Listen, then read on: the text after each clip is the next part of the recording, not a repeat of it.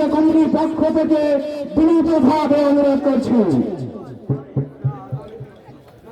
আসসালামু আলাইকুম ওয়া রাহমাতুল্লাহি ওয়া বারাকাতুহু। এই বয়ান বাদ মাগরিব লেখছেন তো? হ্যাঁ,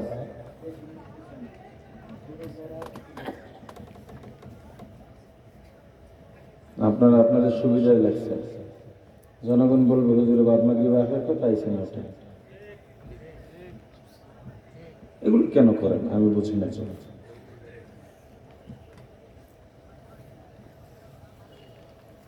ইখলাসের সাথে আমলের নিয়ত হেদায়েতের উদ্দেশ্যে নির্ধারিত সময়ের মধ্যে কিছু কথা বলা ও শোনার মতো তৌফিক যেন আল্লাহ রাব্বুল আলামিন আমাদের সকলকে দান করেন। সকলে বলি আমিন। আলহামদুলিল্লাহ আলহামদুলিল্লাহ ওয়া কাফা ওয়া সালামুন আলা وسلام على عباده الذين اصطفى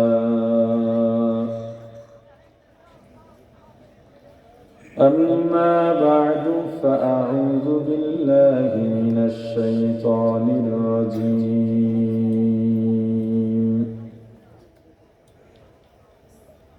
بسم الله الرحمن الرحيم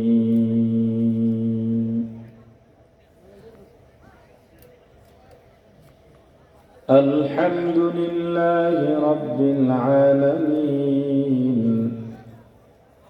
الرحمن الرحيم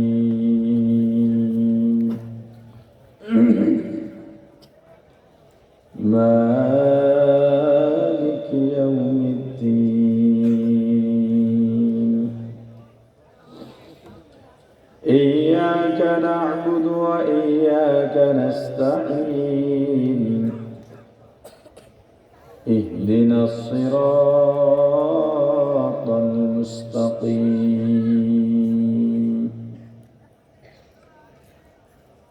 صدق الله العظيم. درود شريف اللهم صل على محمد وعلى آل محمد كما صليت على إبراهيم وعلى آل إبراهيم إنك حميد مجيد. সবাই মহব্বত করি। اللهم بارك على محمد وعلى آل محمد كما باركت على إبراهيم وعلى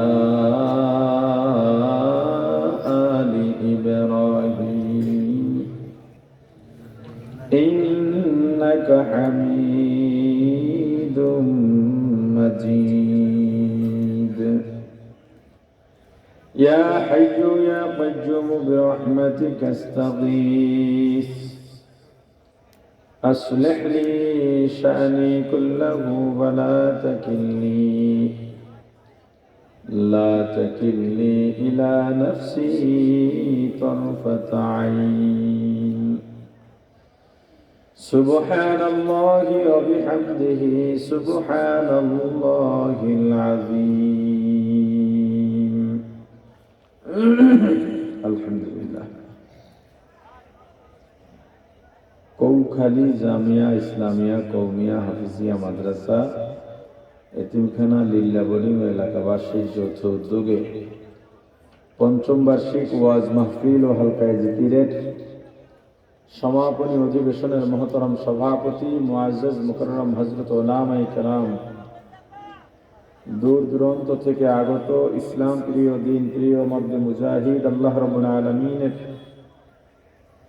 আশিকিন জাকিরিন শাকিরিন মুসলমান ভাইরা, কলিজার টুকরা সমবয়সী যুবক ও ছাত্র বন্ধুগণ, পর্দানিশী মা ও বোনেরা, আল্লাহ তাআলার দরবারে লাখ কোটি শুকর ও সুজুদ যেই মহান রব্বুল আলামিন আমাদেরকে হায়াত তৈয়বা দান করে দুনিয়ার জান্নাতের বাগান কোরআন ও সুন্নাহর আলোচনার এই মুবারক মজলিসে আশা ও বসার মতো তৌফিক দান করেছেন, আলোচনা শোনার মতো সুযোগ করে দিয়েছেন। এজন্য শুকরিয়া আদায় করি, আলহামদুলিল্লাহ।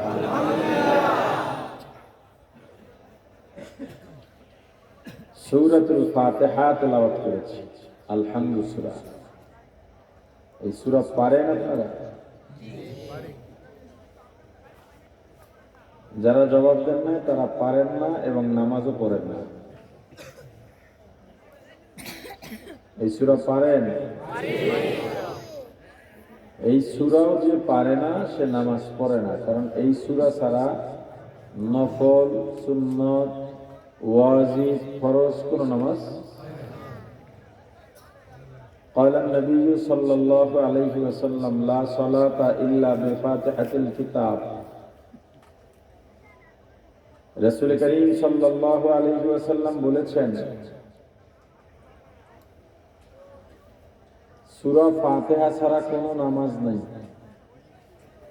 সূরা ফাতিহা ছাড়া, বলেন, আমার কথার জবাব দিতে হবে এবং জবাব দেওয়া আপনার দায়িত্ব। আমার দায়িত্ব বয়ান করা, আমি যদি এই দায়িত্ব পালন করি, আপনার দায়িত্ব জবাব দেওয়া। এই দায়িত্ব আপনাকে পালন করতে হবে। এখন যদি আপনাকে কথা জিজ্ঞেস করার পরে জবাব না দেন, আমি আবার বলি উত্তর দেন, তখন আবার কিছু লোকে বললেন, সবাই বললেন না, এমনটা যদি হয় তাহলে আমিও আমার দায়িত্ব অবহেলা করব, অর্থাৎ দুই কথা বলে চুপ থাকবো। এবার আপনাকে হুজুর বয়ান করেন, আমি এরপর কিছু বলবো না। আবার একদিক দিয়ে বলবেন হুজুর করেন, আবার দুই কথা বলে আবার চুপ থাকবো। ব্যাপারটা ভালো হবে? এই নাও সবাই কয় না। ব্যাপারটা ভালো হবে? উচিত কি যার যার দায়িত্ব তার তার। আপনারটা আপনি করবেন, মাশাআল্লাহ। এই কথার উপরে শেষ পর্যন্ত থাকতে পারবেন, মাশাআল্লাহ। লা সালাতা ইল্লা বিফাতিহাতিল কিতাব। সূরা ফাতিহা আসলে কেন পড়লাম? যারাই নামাজ পড়ে এই সূরা তাদের পড়তেই হয়। ছোট ছোট ছেলে মেয়েদের যখন শিক্ষা দেওয়া হয়, সবার প্রথম সূরাতুল ফাতিহা বা আলহামদুলিল্লাহ সূরা মুখস্থ করানো হয়। কিন্তু এই সূরায় আসলে কি আছে এটা আমরা অনেকেই জানি না। পৃথিবীর কোন মানুষের কোন চাহিদা অপূর্ণ থাকতো না এই সূরায় যা আছে তা যদি করত। হুজুরদের কাছে যায় পানি পড়া আনতে, দোয়া চাইতে, কিছু লাগতো না, সব হয়ে যেত। তো কোন নামাজ নাই কি ছাড়া? বলেন সবাই। এই জায়গায় একটা সোয়ালে মুকাদ্দার আছে, এটার উত্তর দেওয়া উচিত। আমাদের দেশে বিভিন্ন ফিরকা ইসলামের দাওয়াত দেয়, কারোটা সঠিক দাওয়াত, কারোটা প্রশ্নবিদ্ধ দাওয়াত। এই প্রশ্নবিদ্ধ বাংলাদেশে যে কয়টা ফিরকা আছে এর মধ্যে একটা ফিরকা হলো লা মাযহাবী।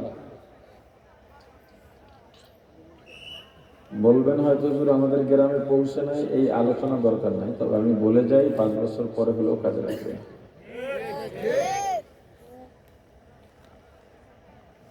তারা এই হাদিসের দলিল দিয়া, আচ্ছা এর আগে বলেন, মানুষ মারা গেলেও আমরা একটা নামাজ পড়ি, কি নামাজ? এই নামাজ আপনারও হবে, আমারও হবে। আল্লাহ এমন মৃত্যু আমাদের না দিক যেখানে জানাজা হবে না। আল্লাহ পানিতে ডুবাই আমাদেরকে সাগরে না ভাসায় আসি। আমাদের এই দক্ষিণাঞ্চল উপকূলীয় অঞ্চলে মানুষজন ট্রলারে সাগরে মাছ ধরতে যায়। আল্লাহ এমন মরণ যেন কাউকে না দেন। শিয়াল কুকুরের খাবার যেন আল্লাহ না বানান। তো আমরা মারা যাওয়ার পর কি নামাজ পড়ি? জানাজায় সূরা ফাতিহা পড়ি, স্টেজ দিয়ে কিছু পড়ি। তো আপনারা কি করবেন কোন? আচ্ছা,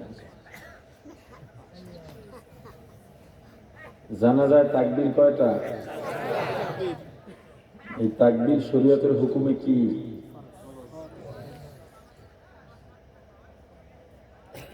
ইমাম যে তাকবীর দেয়, আপনার মুখে এই তাকবীর বলা কিন্তু ওয়াজিব। কি জানাজার ওয়াজিব কয়টা জানেন? জানেন না? জানাজার ফরজ কয়টা? জানাজার ফরজ নাই। জানাজার কি নাই? কি আছে? কয়টা আছে? এই যে জানেন না, অথচ এটা আপনার জানাটা ফরজ ছিল। আপনার জানা কি ছিল? জানেন না, অথচ আপনি বড় বড় লেকচার দেন, হুজুর আলহামদুলিল্লাহ অন্তরে কোনো পাপ নাই, মল্লি জান্নাতে যাবে। জান্নাত আপনার মামু বাড়ির আম গাছের আম, তো চাইলেই পেয়ে যাবে। আপনি দিন জানেন না, দিন কি। এই যে একটা মাসালা বলতেছি, ফায়দা কি? قال النبي صلى الله عليه وسلم مجلس فقه خير من عبادة 60 سنة أو كما قال النبي عليه الصلاة والسلام 60, 70, 80 বছর নফল ইবাদত করলে যে ফায়দা, দ্বীনি মজলিসে যেখানে দ্বীন শেখা হয়, ওই মজলিস তার থেকেও বেশি ফায়দামান। আমাদের মাঝে এই যে সুবহানাল্লাহ যারা বললেন, লাভ হয়েছে না ক্ষতি হয়েছে? যারা বলে নাই, না ক্ষতি হয় নাই, কিন্তু তারা বড় সুযোগ মিস করল। বড় সুযোগ আছে। কারণটা কি? আমাদের দেশে মুসলমানের সংখ্যা কম না বেশি? বেশি। আমার দ্বারা আপনি খুব গভীর আলোচনা, ইলমি আলোচনা, তাত্ত্বিক আলোচনা, একেবারে মারেফতি আলোচনা আশা করেন না। আমি এমন গুরুত্বপূর্ণ কেউই না। আমি কিছু খুচরা কথা বলতেছি।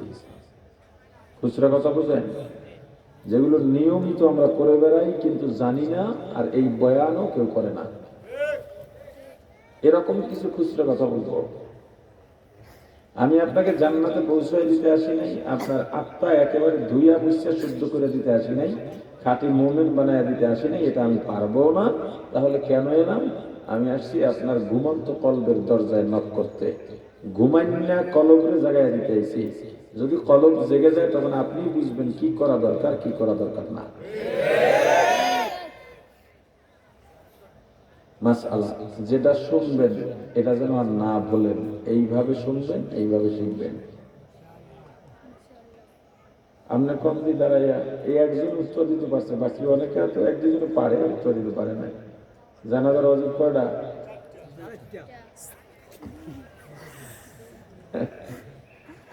জানাজার ওয়াজিব কয়টা? কি কি? খাড়া হইয়া নামাজ পড়া, 4 তাকবীর। আচ্ছা আচ্ছা, জানাজায় কি নাই বলছিলাম? ফরজ নাই।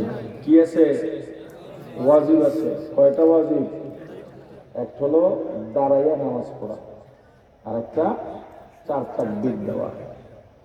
এই তাকবীর ইমামের উপরে ইক্তেফা করলে হবে না, নির্ভর করলে হবে না।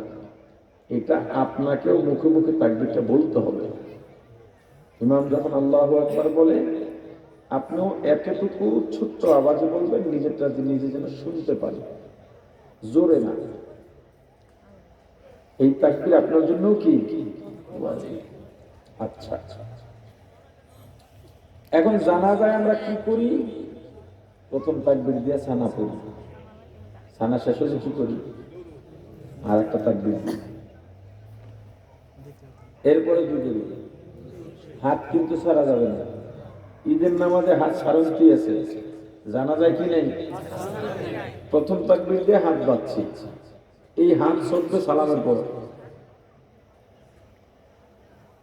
প্রথম তাকবীরের পর হাত বাঁধলাম, কি পড়লাম? সানা। সানা পড়ার পরে দ্বিতীয় তাকবীর দিলাম, এরপরে কি পড়লাম? দুরূদ শরীফ। এরপর আবার তাকবীর দিলাম, পরের তাকবীরে কি পড়লাম? জোরে বলেন, দোয়া। সূরা ফাতিহা আছে বলতে? কথা কয় না? সূরা ফাতিহা আছে? নাই।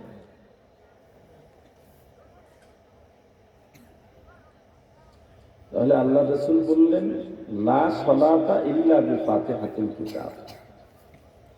সূরা ফাতিহা ছাড়া কোনো নামাজ নাই। আমাদের লামাযাবি ভাইয়েরা, আহলে হাদিস যারা, তারা বলেন আল্লাহ রাসূল বলছেন সূরা ফাতিহা ছাড়া কোনো নামাজ নাই, এই জন্য জানাজায়ও নামাজ পড়তে সূরা ফাতিহা পড়তে হবে। জবাবটা কি হতে পারে? স্বাভাবিক দৃষ্টিতে আপনার কাছে এটা যৌক্তিক মনে হবে, যেহেতু আল্লাহ রাসূল বলছেন সূরা ফাতিহা ছাড়া নামাজ নাই, তো জানাজার নামাজে কেন সূরা ফাতিহা হবে না? এবার আসেন, আমি একটা শব্দ বলি, হাতি। কি বলছি? এই হাতি বলার সাথে সাথে আপনার জেহেনে, আপনার ভেতরে একটা রূপ চলে আসছে কিনা? কার রূপ? যে হাতির কি থাকে? বড় শু আছে, দাঁত আছে, মাথা বড়, পেট বড়, পা খাম্বার মতো, ঠিক না? এবার বললাম গরু, রূপ চেঞ্জ হয়েছে কিনা? আমার বলার উদ্দেশ্য হলো আপনার সাথে সাথে আপনার ভিতরে রূপটা চলে আসছে। এরপর আমি বললাম নামাজ। নামাজ মানে কি রূপ আসে? সূরা ফাতিহা আছে, কিরাত আছে, রুকু আছে, সিজদা আছে, বৈঠক আছে। কথা বলেন, রুকু সিজদা ছাড়া নামাজ নেই। সূরা ফাতিহা ছাড়াও নামাজ নাই, রুকু সিজদা ছাড়াও জানা যায় কি রুকু সিজদা দিই? তাহলে এইটা কি না? কথা বলেন না। সলাতুল জানাজা, এই সলাতের অর্থ রুকু সিজদার সলাত না। এই সলাত অর্থ দোয়া। কি? এই জন্য আমরা সূরা ফাতিহা এখানে পড়ি না। এই যে একটা মাসালা বললাম, এটা মুখস্থ রাখছেন, তাহলে জবাব দিতে পারবেন। আপনার আলেম হওয়া লাগবে না। যখন কেউ বলবে আল্লাহ রাসূল বলেছেন আপনি হাদিস জানেন, আপনি বলবেন জানি আর না জানি। জানাজা নামাজ হয় কেমনে মিয়া? রুকু আছে, সিজদা আছে, কিরাত আছে, জিগান্তরে বা জায়গায় উঠে যাবে। আচ্ছা, সূরাতুল ফাতিহা কোরআনুল কারীমের গুরুত্বপূর্ণ এক সূরা। এই সূরার অনেকগুলো নাম আছে।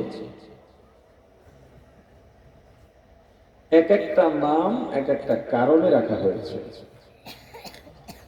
কোরআনুল কারীমের কোন সূরা নামকরণ করার আগে কয়েকটা দিকের যে কোনো একটা দিকে লক্ষ্য রেখে নামকরণ করা হয়েছে।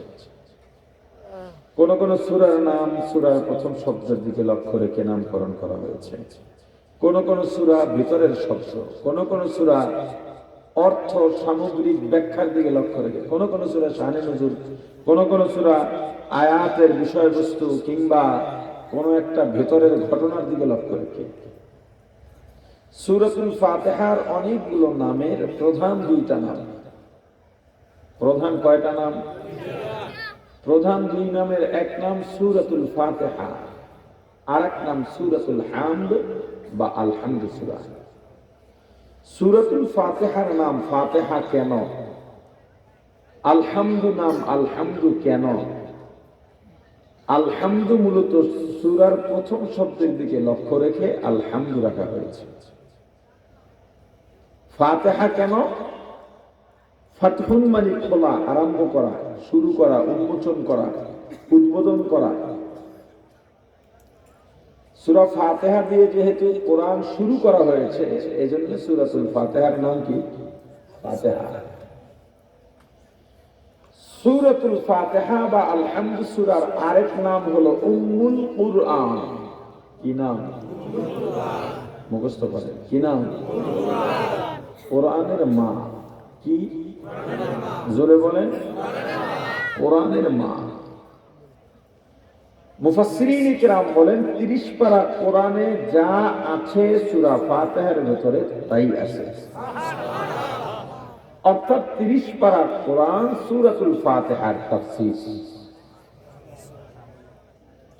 সূরাতুল ফাতিহার আরেক নাম সূরাতুশ শিফা, রোগ মুক্তির সূরা। কিসের সূরা?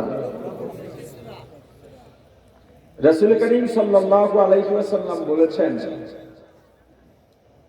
এটুক শুনেন, খুব গুরুত্ব দিয়া, আপনারা ওষুধ খাওয়া লাগবে না। রাসূলের কথা ভুল আছে? আশেপাশে বিড়ি খান কে ভাই, এই খেদমতটা করেন না জায়গায়, সর্বনাশ, একেবারে পড়ে যাবে। বিড়ির গন্ধ সইতে পারি না, গুড় গন্ধ সইতে পারি, বিড়ি পারি না। আশেপাশে কে দেখেন চেষ্টা করবে পেছনে, হুল্লোড় করেন না, দূরে সরাই দেন। আপনার পা এটা গ্রাম কম না, এটা গন্ধ কর গ্রাম, গ্রাম ভূতে গ্রামে গন্ধ হয়। আচ্ছা আচ্ছা।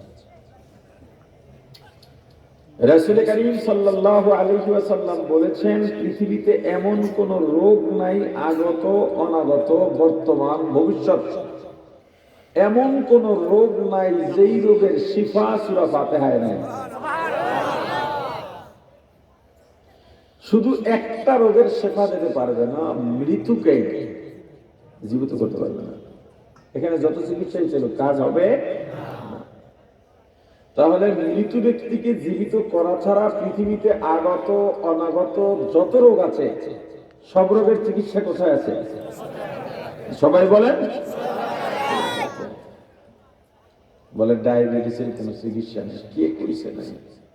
আমার রাসূল বলছেন সূরা ফাতিহায় আছে। করোনার চিকিৎসা নেই, কে কইছে নাই? সূরা ফাতিহায় আছে। সামনে যত রোগ তৈরি হবে তার অগ্রিম শেফাও আল্লাহ দিয়ে দিচ্ছেন কোথায়? বলেন। যেই সূরা নামাজিরা প্রত্যেক রাকাতে পড়ে।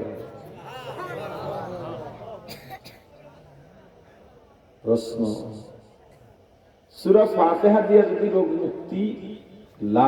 মুক্তি লাভ করা যাইত, তাহলে এই চিকিৎসার দরকার কি? আবার এই চিকিৎসা আমরা নিতে পারবো কিনা? সূরা ফাতিহা দিয়ে পেলে মানুষ রোগ থেকে শেফা পায় না কেন? অনেকগুলো প্রশ্ন এখানে আছে এই একটা কথার উপরে। তার আগে সূরা ফাতিহার মাধ্যমে রোগ মুক্তির জন্য জানতে হবে দুইটা শর্ত প্রযোজ্য। কয়টা? এক, যিনি সূরা ফাতিহা পড়ে চিকিৎসা দেবেন বা ফু দেবেন, সূরা ফাতিহা পড়ে যে ফু দেবেন পানিতে বা তেলে, ওই ফুওয়ালার জবান আল্লাহর পছন্দওয়ালা জবান হতে হবে। দুই,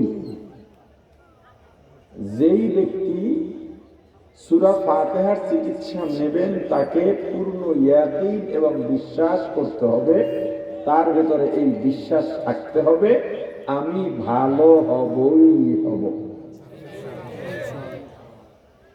এই দুই শর্তের এক শর্ত যদি না পাওয়া যায়, সূরা ফাতিহার চিকিৎসা দিয়া ফায়দা পাওয়া যাবে না। এরপর পাওয়া যেতে পারে জুটরা, বোতলখোর, এরাও অনেক সময় ফু দিলে কাজ হয়ে যেতে পারে। এটা তার জবানের কারামতি না, এটা আল্লাহর কালামের মুজিজা, এটা হতে পারে। এই দুই শর্তর এক শর্ত যদি পাওয়া না যায়, সেই ক্ষেত্রে দুনিয়াবি চিকিৎসা গ্রহণ করা যাবে। রোগ মুক্তির মালিক মানতে হবে কাকে? আর একটা প্রশ্ন, যেহেতু চিকিৎসা, যেহেতু আপনারা ওয়াদা দিছিলেন আমাদের, আমার কথার জবাব দেবেন, যেহেতু সেহেতু প্রশ্ন, আমরা যদি বাউফল কিংবা পটুয়াখালী ডাক্তারের কাছে যাই, ভিজিট যাওয়া লাগে। ভিজিট। এখন সূরা ফাতিহা পড়ে যিনি ফু দেবেন বা চিকিৎসা দেবেন, উনি ভিজিট নিতে পারবেন কি না? উনি টাকা নিতে পারবেন কিনা, এক্ষেত্রেও আপনাকে দুইটা কথা স্মরণ রাখতে হবে। যদি চিকিৎসার নিয়তে চিকিৎসা করে, এখান থেকে একটা মাসআলা বের হবে, এটা ভালো করে বুঝবেন। যদি চিকিৎসার নিয়তে চিকিৎসা করে, কিসের নিয়তে,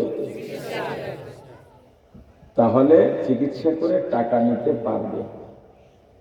চিকিৎসা করে টাকা নিতে, যদি সওয়াবের নিয়ত করে, তেলাওয়াতে সওয়াব আছে না, সওয়াব আমার সেবা, আমি পানিতে ফু দিয়ে দিব, আমার কোনো খরচ নেই, টাকাটা আমাকে লেগে সওয়াবের জন্য,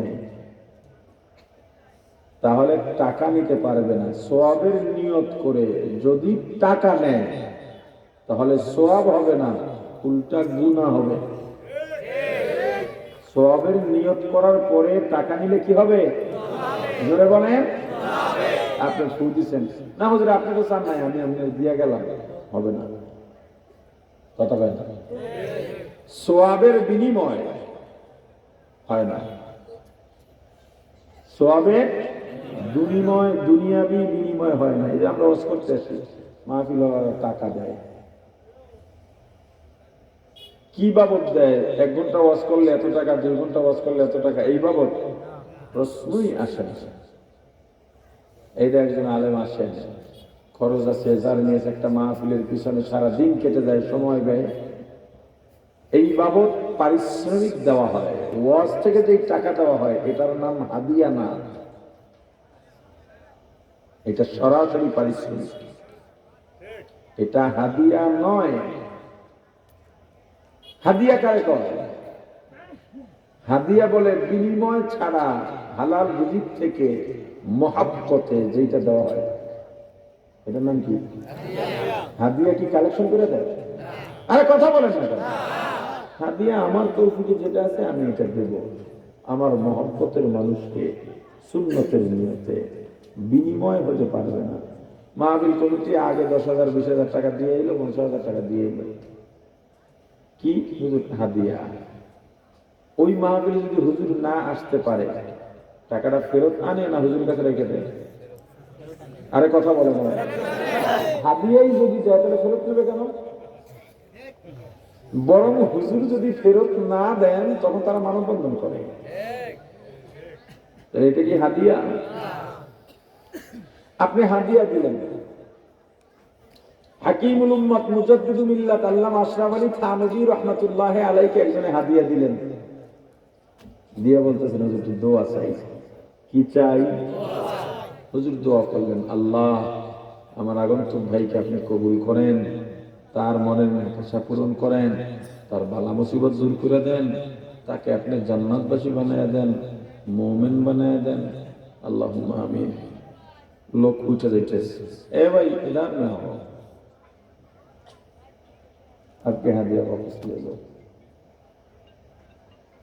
হযরত আমি আপনাকে হাদিয়া দিচ্ছি, হাদিয়া দিয়ে দোয়া চাইছেন কেন? তাইলে এটার বিনিময়ে দোয়া চাইছেন? দোয়ার বিনিময় হয় না। আরে কথা বলেন, দোয়ার বিনিময় হয় না। হাদিয়া দিয়া বলবেন না হুজুর দোয়া করে, ওই হাদিয়াটাই দোয়া। আরে বুঝে না, হাদিয়াটাই দোয়া। আচ্ছা বলেন, আমি যে বলছিলাম খুচরা কিছু কথা বলেন, এই কথাটা আপনাদের কার কেউ বলছে? এই জন্যই বলছি কিছু খুচরা কথা বলবো, ছোট ছোট সুরের আশায় বই আনবেন না তো। আমি সত্তর তেমন দিন কিন্তু সুরের আশায় থাকলে যাইতে পারে। আর যদি মনে করেন আল্লাহ চান তো ঘন্টার পর ঘন্টা শুরু হইতে পারে, ফজর পর্যন্ত ওয়াজ হইতে পারে, ওই থাকতে হবে। ফজর নামাজ না হইলেও চলবে।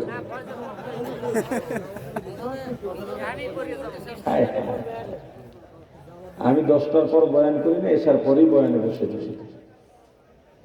আমি আসছি অনেক আগে, মূলত বগার ওপারে ছিলাম, কিছু বন্ধু বান্ধব একসাথে কথা বলছি, এরা আবার এখানে শুভাকাঙ্ক্ষী যে এসার পরে একজন একটু কালেকশন করবে, পরে যাই, এই জন্য একটু দেরি হয়েছে। বয়ান সংক্ষেপ করবে ইনশাআল্লাহ। তো যাই হোক, হ্যাঁ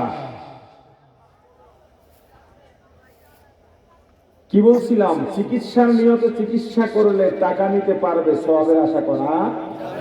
সওয়াবের নিয়তে চিকিৎসা করলে সওয়াব পাবে, টাকার আশা করা।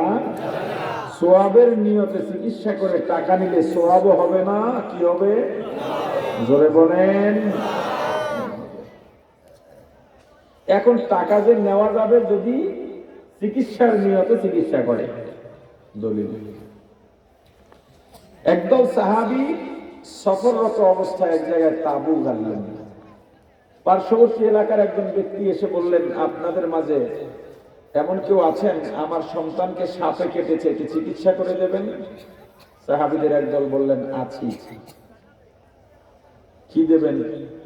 আমার একটা বকরি আছে, এটা দিয়ে দেব। তারা গেলেন, ফু দিলেন, সাপে কাটা রোগী ভালো হয়ে গেল। তারা বকরি জগত খেয়ে ফেললেন। একদল সাহাবী খাইলেন, একটু লাভ বসালেন যে না, এটার বিনিময়ে খাওয়া যাবে না। চলে গেলেন রাসূলের কাছে গিয়ে, যারা খায় নাই, হুজুর আপনার একদল সাহাবী এইভাবে বিনিময় নিয়েছে, বিনিময় নিলে তো সওয়াব হয় না। হুজুর বললেন, ওরা কি সওয়াবের নিয়তে করছে? তা তো জানি না, ওদেরকে ডাকছে। হুজুর বললেন, গোস্ত কি সব খাইছো না আমার লোকে কিছু লইছো? কি বোঝা গেল? জায়েজ আছে না নাই? কিন্তু কি করা যাবে না? সওয়াবের নিয়ত করা যাবে। এই জায়গায় একটা মাসালা আছে। এবার কি বলছিলাম? সব রোগের শেফা আছে, কোন রোগের শেফা নাই? তাহলে মৃত্যু ব্যক্তির জন্য সূরা ফাতিহা পড়ি আর কোরআন তেলাওয়াত করি, কোন নিয়তে করতে হবে? চিকিৎসার নিয়তের সুযোগ আছে? কথা বলে না, কারণ আমি তো তারা সুস্থ করতেই পারবো না। তাহলে অপশন আছে কয়টা? কোনটা? জোরে জোরে, দোয়া সওয়াব। অতএব মৃত্যু ব্যক্তির জন্য তেলাওয়াত করা লাগবে কোন নিয়তে? সওয়াবের নিয়ত করলে কি নেওয়া যায় না? টাকা নিলে কি হবে? কি হবে না? ইনশাআল্লাহ। এখন মৃত্যু ব্যক্তির জন্য অপশন একটাই আছে, সেটা কি? সওয়াব।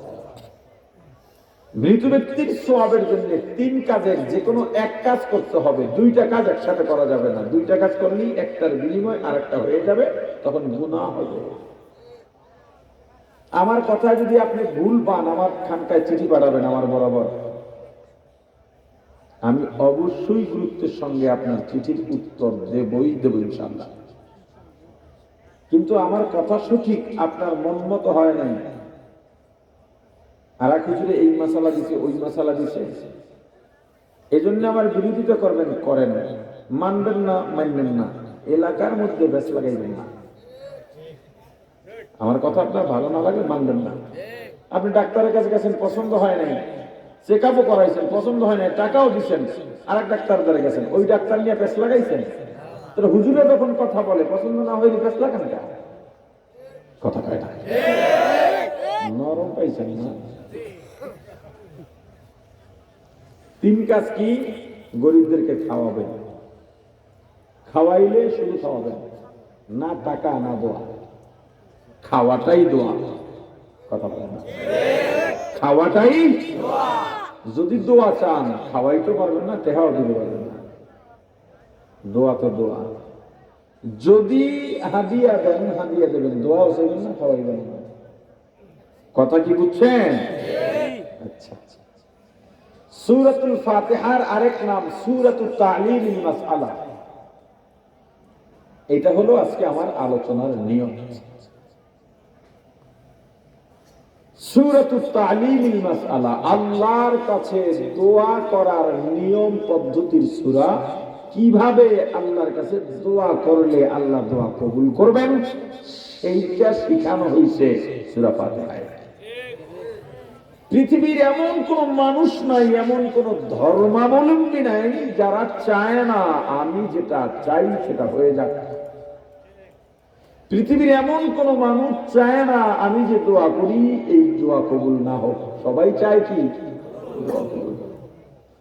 আল্লাহর কাছে বান্দা 6টা জিনিস চান, আল্লাহ বান্দাকে 6টা জিনিস দিতে চান, তার মধ্যে একটা হলো দোয়া। সবাই চায় আমার দোয়া আল্লাহ কবুল করুক। আল্লাহ বলেন আমিও চাই তোর দোয়া কবুল করতে, কিন্তু দোয়ার নিয়ম তো তুই জানিস না। তো বান্দা কিভাবে দোয়া করবা আমি তো তোমাকে ভালোবাসি, আমার দরদ তোমার প্রতি। লাম ইয়ালিদ ওয়া লাম ইউলাদ, আমার কেউ আব্বা ডাকে না, মা ডাকে না, আমিও কাউকে মা ডাকি না, বাবা ডাকি না, এগুলো আমার পছন্দ না। বান্দা যখন আমাকে ডাকে আমি খুশি হয়ে যাই। আমার মায়া বান্দা তোর প্রতি, তোর দোয়ায় ভুল হলে আমি আল্লাহ মেনে নিতে পারি না।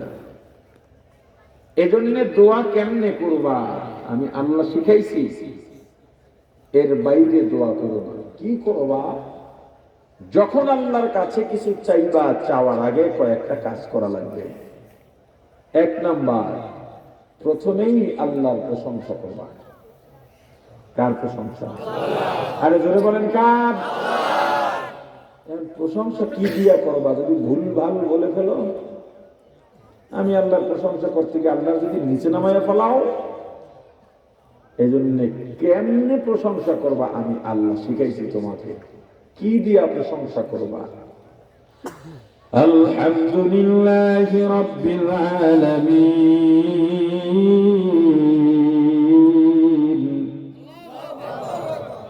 আলহামদু লিমান কদ্দারা খায়রান ওয়া খাবালা, الحمد لمن قدر خيرا وخبالا، والشكر لمن صور حسنا وجمالا، والشكر لمن صور حسنا وجمالا، فرد صمد عن صفة خلق بريئون، فرد صمد عن صفة الخلق بريئون، رب أزلي خلق الخلق كمالا،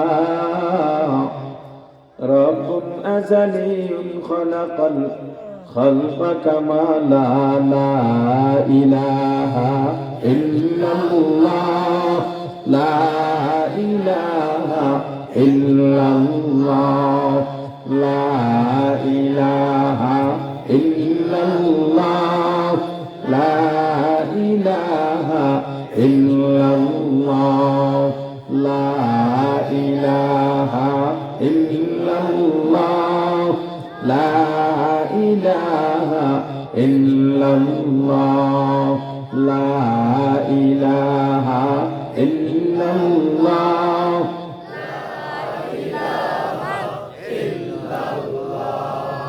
لا إله إلا الله، لا إله إلا الله، لا إله إلا الله، لا إله إلا الله، لا إله إلا الله، মুহাম্মাদুর রাসূলুল্লাহ। আল্লাহ নিজে শিখাইছেন কেমনে দোয়া করবা। আলহামদুলিল্লাহি রাব্বিল আলামিন।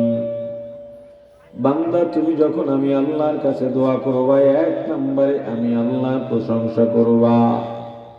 প্রশংসা কেমনে করবা, কোন শব্দ বাক্য দিয়া করবা তোমার জানা নাই, ভুল করে ফেলতে পারো। এজন্য আমি আল্লাহ শিখিয়ে দিলাম কেমনে প্রশংসা করবা। আলহামদুলিল্লাহি রাব্বিল আলামিন। সমস্ত প্রশংসা কার? আরো জোরে বলেন। কেমন আল্লাহ, যিনি সমগ্র জগতের প্রতিপালক। এখানেও সুআলে মুকাদ্দাস, সমস্ত প্রশংসা যদি আল্লাহ হয়, আমরা তো দেখি ব্যক্তি বা বস্তুর প্রশংসা হয়। শিল্পীর কণ্ঠ যদি ভালো হয়, শিল্পীর প্রশংসা করা হয়। আম যদি মিষ্টি হয়, কাঁঠাল যদি মিষ্টি হয়, আম কাঁঠালের প্রশংসা করা হয়।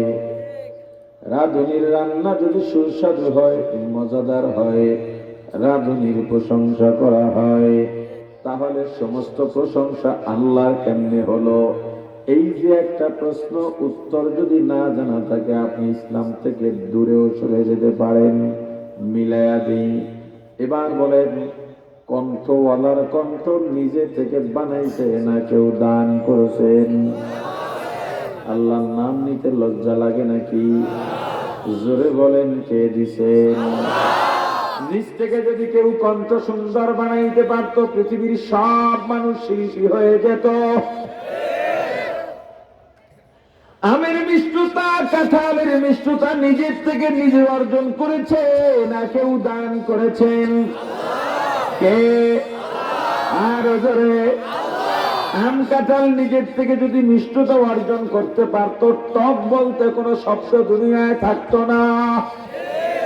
ও প্রাণের ভাই, তাহলে তোমার এখানে বলা কি দরকার?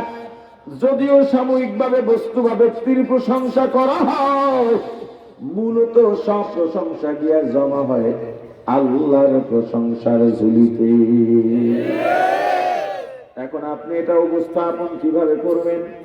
ছেলেটার কণ্ঠ কত সুন্দর না, ছেলেটার হাতের লেখা কত সুন্দর না, আম কত মিষ্টি না, তাহলে কি বলা দরকার? অমুকের কণ্ঠ আল্লাহ কত সুন্দর দান করেছেন, আমটা এত মিষ্টি, আল্লাহ এত মিষ্টতা এই আমে দিয়েছেন, আল্লাহ তোমার হাতের লেখা এত সুন্দর করেছেন। যখন তুমি এভাবে বলবা, তখন আর ব্যক্তির প্রশংসাও হয় না, সরাসরি ব্যক্তির প্রশংসার জায়গায় আল্লাহর প্রশংসাও হয়ে যায়, ব্যক্তিকেও বড় করা হয়। আল্লাহর দরবারে দোয়া করব, দোয়া করার আগে পদ্ধতি 1 নম্বরে কি করা লাগবে? জোরে বলেন, প্রশংসা কি করা লাগবে? কে বলেছেন? কোন শব্দ দিয়া প্রশংসা করব? বাক্য দিয়া। কে শিখাইছেন? আল্লাহর প্রশংসা করলে কোন বাক্য দিয়া করব? সবাই বলেন।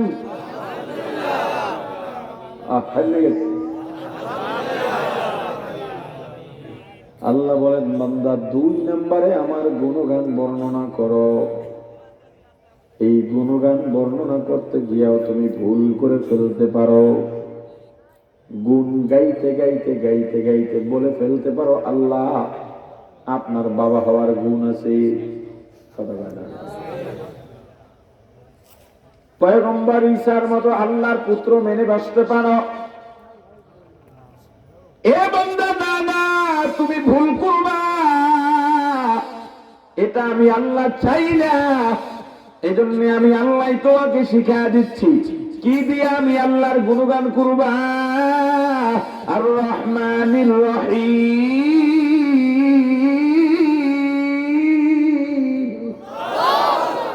ইয়া ইলাহি তু মেরা রহমান হায়, ইয়া ইলাহি তু মেরা রহিম হায়।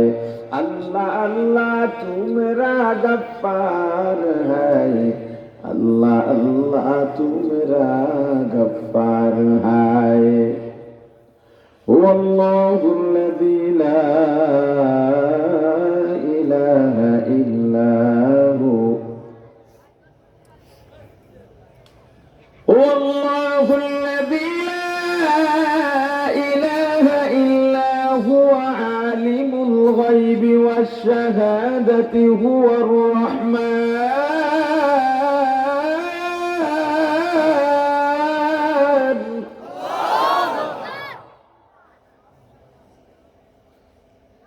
हुवर रहमानुर रहीम।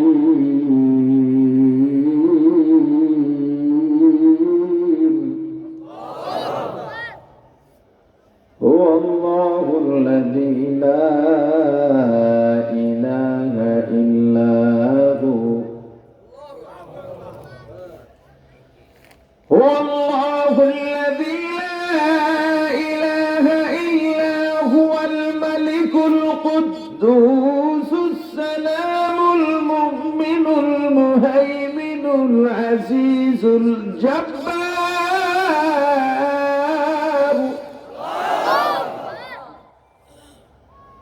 المتكبر سبحان الله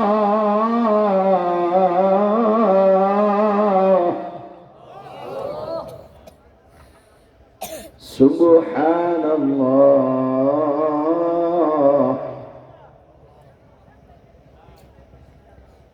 سبحان الله وبحمده سبحان الله العظيم سبحان الله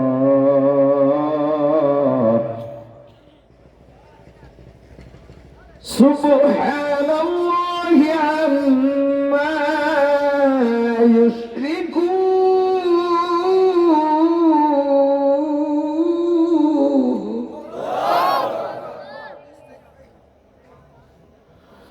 والله الخالق البارئ المصور له الأسماء